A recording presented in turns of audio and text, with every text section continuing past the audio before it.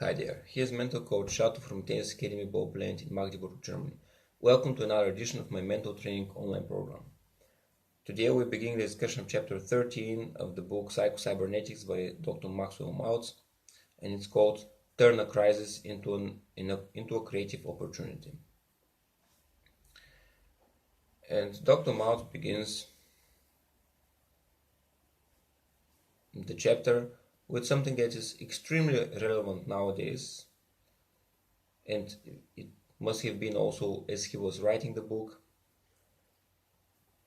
He's addressing athletes, professional athletes, and he says there are certain athletes that perform perfectly under crisis situations. For example,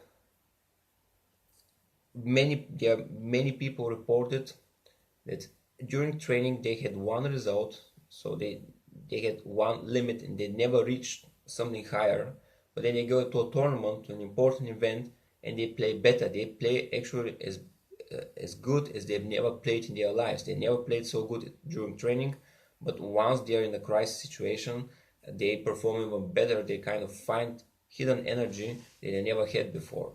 And again, unfortunately, other athletes are exactly the opposite. They play very well during the training, but as soon as an important match comes, no matter whether it's tennis or something else, and they fail or they perform below their ability, below what they've shown that they are capable of during training.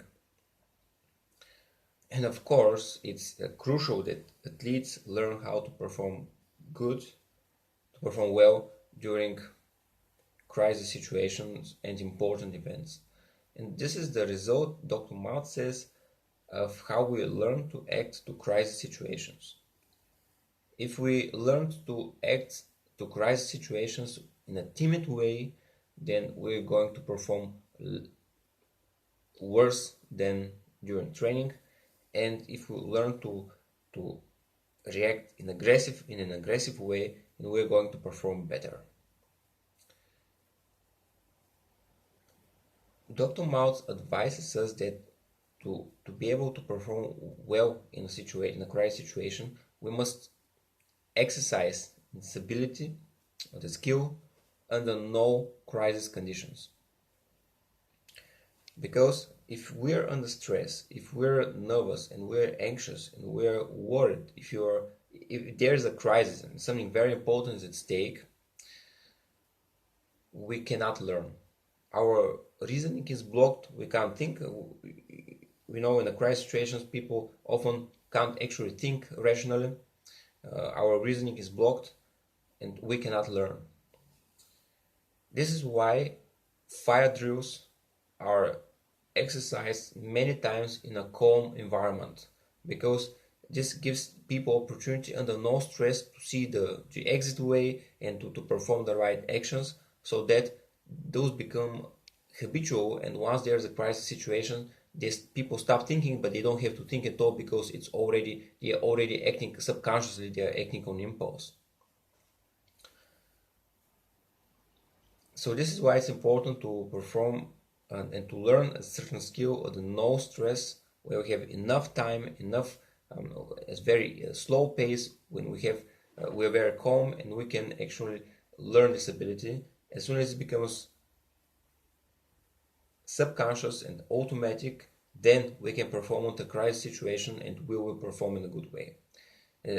Examples and tests were made with rats that were put in a maze and they had to search their way out.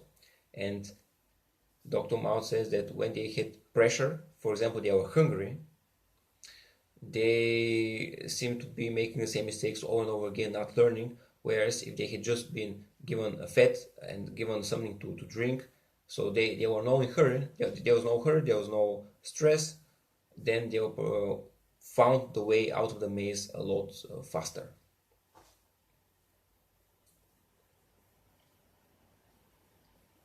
That's all for today. Until next time.